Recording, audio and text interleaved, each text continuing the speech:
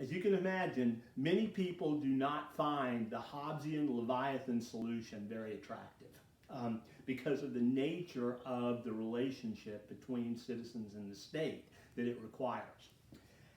A contemporary so-called neo-Hobbesian, the philosopher David Gauthier, in 1985 published the book Morals by Agreement, where he adopted a kind of Hobbesian social contract picture of ethics and politics, but took a very different approach to figuring out a way to convince people that it was in their rational self-interest to cooperate rather than cheat, than the classic Hobbesian Leviathan state.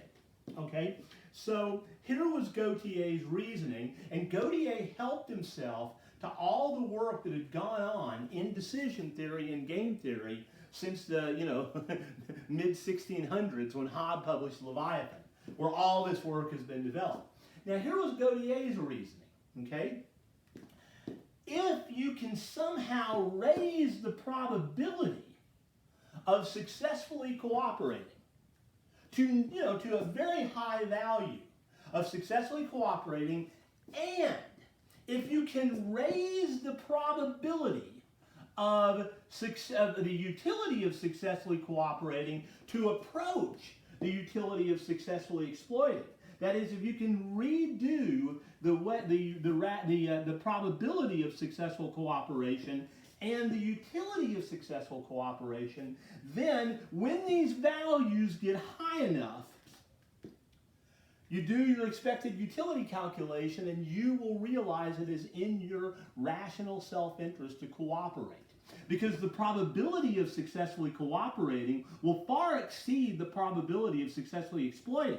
Even though we haven't done anything necessarily to expect this, except we'll talk about that in a minute, we certainly haven't constructed a Leviathan state. But we've made a state such that it increases the probability of successfully cooperating, and it increases the utility of successfully cooperating. And now, in most situations, when you do your expected utility calculation, you as a rational agent will find that it's in your interest to cooperate rather than to cheat. And therefore, by the fact that most rational agents in most situations will calculate that it is in their interest to cooperate, the probability of meeting fellow cooperators will likewise go up. And so again, then will be the expected utility of successfully cooperating, because by then you'll be able to expect that most of the people you meet are cooperators, rational, self-interested agents who have done their expected utility calculation and now see the value of cooperating as opposed to cheating. And now, how could we as a society figure out a way to increase this probability and increase this utility, and at the same time drop this one without having a Leviathan state? And notice that these are things we do routinely, right? The state can help out by figuring out ways to make it the case that cooperation becomes easier to do. So attempts to cooperate that fail become less probable. All right, the state can also do various things, Gauthier reasons, to increase this utility to nearly the value of successfully cheating. For example, the goods that come about from cooperative ventures can be more evenly distributed to all of the cooperators. There are other things that people can do, and the probability of being exploited can be decreased without the Leviathan just by doing kind of routine checks on the people that we are considering interacting with.